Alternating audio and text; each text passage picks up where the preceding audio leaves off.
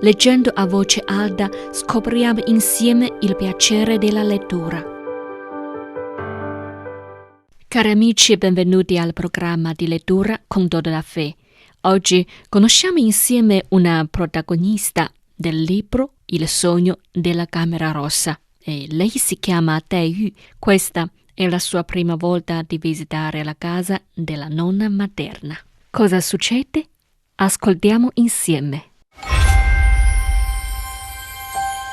Quando scese dalla barca, Tae-yu trovò ad attenderla un palanchino della corte di Rongguo e un carretto per i bagagli.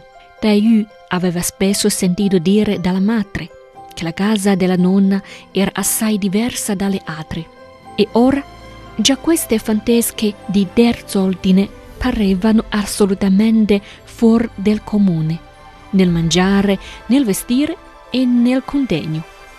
Ora che entrava in questa casa, doveva certo badare a ogni atto, fare sempre attenzione, non dire una parola né fare un passo di troppo, se non voleva rendersi ridicola. Salì sul palanchino, entrò in città. Attraverso il velo del finestrino guardava e guardava lo sfarzo delle strade e le case alte e ricche, mai viste altrove. Percorse ancora un lungo tratto, quando ecco al lato nord della strada apparvero due grandi leoni di pietra accovacciati e il portone a 3 arcate con animali selvaggi. Davanti sedevano in fila una decina d'uomini dai berretti eleganti e dai bei vestiti. La gente entrava e usciva solo dalle 2 porte sui lati a est e a ovest. Il portone principale era chiuso. Su di esso era una pietra con la scritta a grandi caratteri: Corte di Ningguo, costruita per decreto supremo.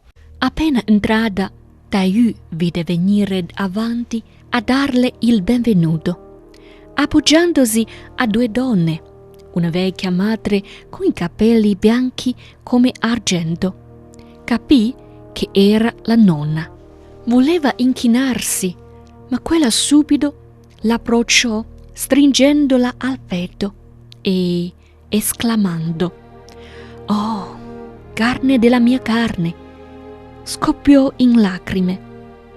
Nessuna delle donne presenti riuscì allora a trattenere il pianto. Anche Tae-yu pianse senza fine.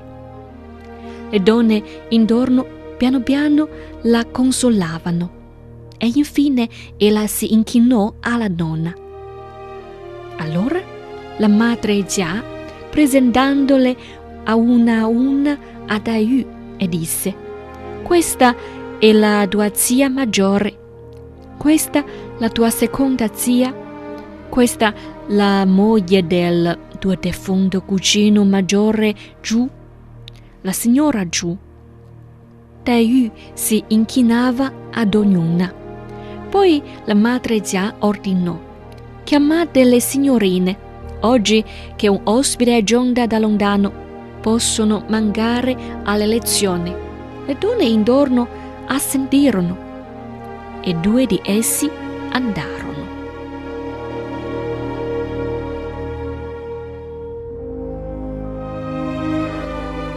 Poco dopo apparvero 3 signorine con 3 nutrici e 5 o 6 cameriere.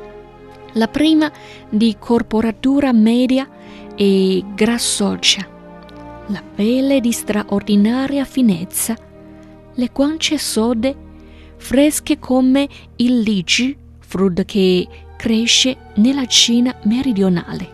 Il naso piccolo a forma di saponetta, gentile, guida e cara. La seconda di alta statura, le spalle calanti, la vita sottile, il viso come un uovo d'anitra, gli occhi espressivi, fitte sopracciglia, un aspetto spirituale di colta eleganza che faceva scordare ogni volgarità. La terza, bassa di statura, pareva ancora piccola. Forcine, anelli, vesti, giacche di tutte e tre erano uguali. Tai Yu si inchinò per il rito del benvenuto e fecero conoscenza. Poi si sedettero e le cameriere servirono il tè. Cominciarono a parlare della madre di Tai Yu, della malattia, di come avessero chiamato il medico e l'avessero curata, e del funerale. Naturalmente la madre già si commosse ancora. Delle mie figliole, disse, tua madre era quella che amavo di più. È morta prima di me senza che l'abbia riveduta. È una piaga nel cuore. Le donne intorno si affannavano a confortarla, finché piano piano non si fu calmata.